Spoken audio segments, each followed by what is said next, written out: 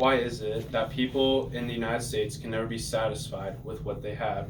Don't they know that they are luckier than the majority of the world? Are you ever annoyed with people around you complaining about problems in their life when really they have it made?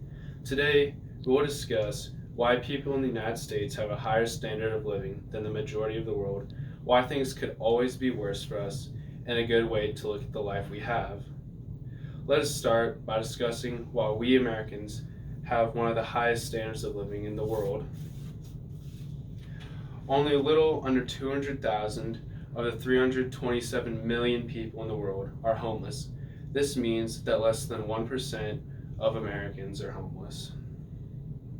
The average income of adults is $48,000. This is plenty of money to live a decent life. Also, in America, you have the privilege of buying things on credit. For example, if you want to buy a house, you can make small payments for it at a time instead of paying the whole thing at once.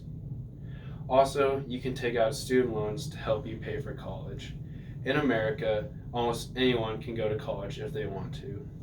I am very lucky in this area because I will be able to attend a private college with over 50% of my school paid for through academic and athletic scholarships. One thing that really bugs me with America is when people complain about politics because we have the chance to vote these politics out if we don't like them. Some countries do not have the privilege of voting, and we should not take it for granted. I could go on all day about how America is a great place to live, but for the sake of time, I will move on to my next point, which is why our lives could always be worse. If you think about it, there's always something that can be worse, and this is a good thing. Today, most people think that they're in a really bad situation, which in reality, it could be a lot worse. For example, if someone is complaining that they have to write a 10-page paper for English class, they should be thankful they don't have to write a 20-page paper. This is the way that I look at a lot of things in my life. Sure, there are some things that are not very enjoyable, but it could probably be a lot worse. Now we will talk about looking at the glass half full instead of half empty. You should always try and find the positive in any situation. The most infamous example of this is when kids complain about going to school.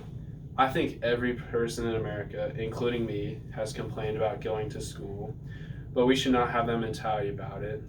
We should look at school that we have an opportunity to get a free education, when someday most of us will probably be paying thousands of dollars for this with college. In conclusion, we have discussed why we live a better life than the majority of the world, why things can always be worse, and how to look at the life that you have. I hope that after hearing this speech, you too have a positive view on life.